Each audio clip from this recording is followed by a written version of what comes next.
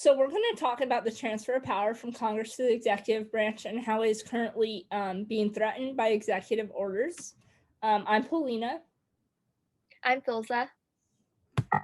Okay, so the original role of Congress we're going to go over. And so in Article 1, Section 1 of the Constitution, it says all legislative powers herein granted shall be vested in a Congress of the United States, which shall consist of a Senate and House of Representatives.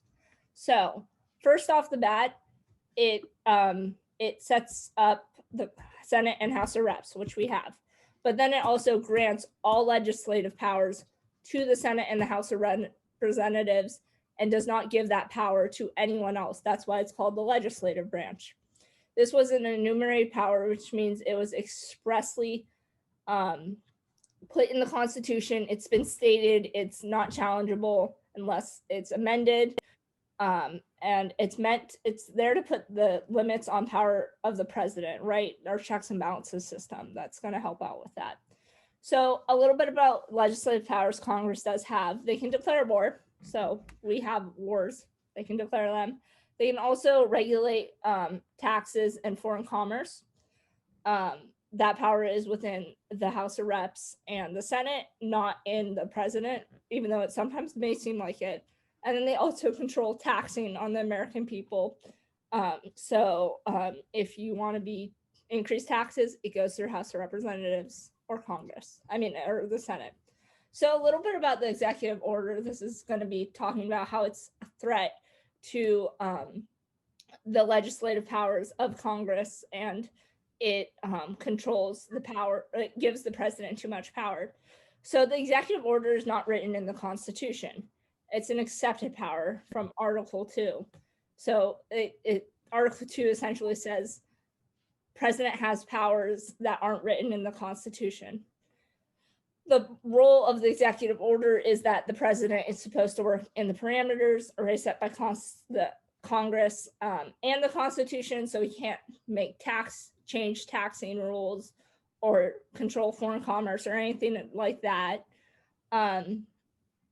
And then it's really not working because he's done things like limit immigration, which is a legislative power. And we'll talk about that a little bit more. But it also allows policy changes. So if president doesn't want to propose something to Congress, he can just write an executive order for it, which, as you can see, very problematic. So a little bit about the history of executive orders. So executive orders have always been a thing. It's not like they're new. The first one was issued by George Washington. He was addressing it to like the heads of his federal departments. And essentially it was very mild. It said, do your jobs well. It was just like a declaration, right? Kind of just telling them that. Then in 1863, we see this progression of it kind of becoming a declaration into enforcing more kind of law-like things. So the Emancipation Proclamation was signed by Abraham, and it was meant to free the slaves. And it worked in mostly Union states. Obviously, we had the Civil War, so it didn't work out 100%. And then eventually they keep getting more and more popular. And you have the Federal Register Act in 1936. And this is just, it's not imposing any type of stoppage to these executive orders. It is just saying you have to document them in the Federal Reservatory of like documents, because they want to be able to see what the president has done, right, and hold them accountable if need be. More recently, 2017, I'm sure you all remember this, there's an executive order signed with an immigration ban on Muslim majority countries. I will note that that was struck down by a federal judge eventually. He had to amend it, and then he made another executive order on the amended one. So you can't see checks and balances kind of working here, but. So these are some of the dangers of the executive order. First, it allows the president to bypass Congress.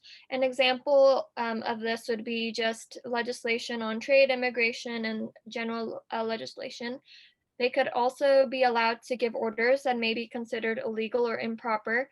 They can normally be struck down by federal courts and Congress, but this isn't always the case.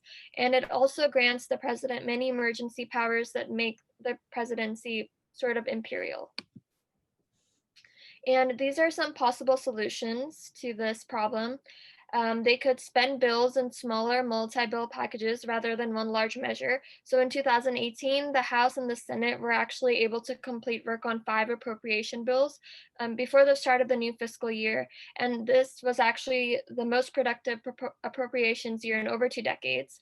They could also enhance congressional staff capacity, especially at the committee level. So basically, they would be providing committees with additional resources, so hiring more staff, raising the cap on what committee staff can be paid, and also providing staff with training and the resources necessary to be more effective. And then also other reforms specifically targeting oversight capacity. An example of this would be a reinvigoration of Congress's inherent contempt power. So they would be amending the Constitution to allow executive orders, but they would be making it an express power and limit what it can do. So the goal would be to limit the power of the president while restoring Congress's power. However, these types of changes are unlikely to receive bipartisan support. So a little bit how this relates to what we were talking about in class. Essentially, Congress is willingly giving away their power. Like I talked about before, they can turn it over with legislation, or the federal courts can check it. The problem is they don't. So this kind of sets up precedent for the president to be able to do whatever they want. And in Congress, there's a lot of bickering. Oh, the president is doing all these illegal things.